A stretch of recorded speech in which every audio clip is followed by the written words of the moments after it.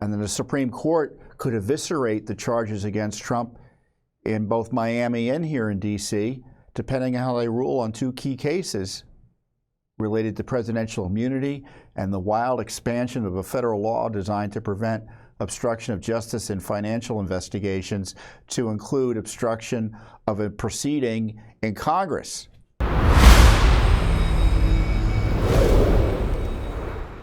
We have more information, for example, in this big case, the fake documents case that they're pursuing down in Miami against Trump. This is the Jack Smith machine under Joe Biden. These are documents that the judge, over the objections of the Biden regime, have unsealed, and the documents are showing further involvement beyond what we already knew, which was significant, of the Biden White House and top lawyers in the Biden administration with the targeting of President Trump on this sham records issue.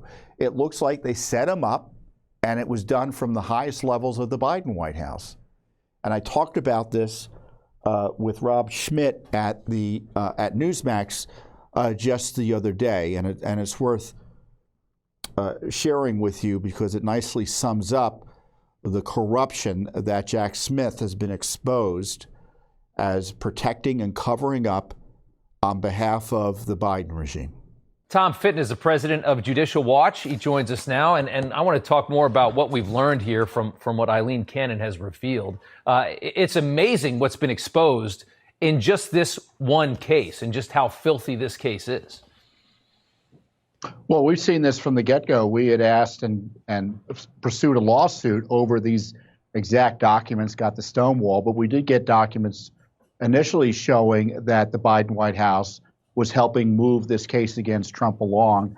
And I don't know how many meetings you need to have with the White House and archives and the Special Counsel and Justice Department before you realize that the Justice Department independent investigation of Trump was about as independent from the Biden White House as the DNC is independent from the Biden White House. It was hand in glove. And to me, it's a further indication of the vindictive, selective prosecution targeting Trump. You know, this archives treated Bill Clinton with kid gloves because we saw it directly. They argued with us over tapes he had that were seemingly classified in part. But then they did a 180 to go after Trump. And we see they did it with the support of the White House. The raid on Trump wouldn't have happened without support of the White House. Of course, it stands to reason that a former president subject to criminal investigations never seen before in American history, the idea that that would be done without White House involvement at the most senior levels, you know, it's obvious that's what happened, and the documents show it's proof positive. And by the way, Mr. Smith I just love him talking about all his expert prosecutors working for him. Yeah. He's trying to hide the names of the senior prosecutors who are working for him from Judicial Watch. He doesn't want any of those names disclosed. Yeah. Why is that? Secrecy upon secrecy. Very unusual for criminal investigations of this nature. And kudos to Judge Cannon for doing this. Right. They're hiding the names of witnesses. There are other pleadings that need to come forward so we get a full view of the corruption behind the Justice Department persecution of Trump. It's very obvious that at some point, the people that actually run this country made a decision that they could not stand, no matter what the American people want. This man, they could not stand anymore. And they said, you know, they were going to abandon all of I think some of the most important tenets of this country to just destroy him. And now they're facing, I think, the backlash of it and the exposure of what they have done here in those years after January 6th, which, of course, as we know, was the greatest political moment for the Democrat Party and for the establishment that they could have imagined for. Does it feel to you like that there are indications that that they knew this indictment was going to be weak, that Jack Smith knows how weak this case is? They just wanted to get another indictment on him, even if it didn't go through, because this case specifically just looks really terrible. How do you convict espionage if Jack Smith knew that you had the government telling you to go pick up these boxes 7 months after you left the White House, and you were already working on charges at that point? And there's a very good chance that they told him to come pick up boxes that had classified information in it. the case is dead. You would think. It's just another indication it was a setup from the get-go. They set Trump up almost immediately with the partisans at the archives pretending that he had documents he had no right to, which wasn't the law and it wasn't the legal position of the Justice Department previously. So they fooled Trump and his people initially. And of course, then Trump started figuring out maybe there's something going on here, yet he still cooperated, but that wasn't good enough for him. And I know Smith was desperate to get this indictment because I was involved in this grand jury process.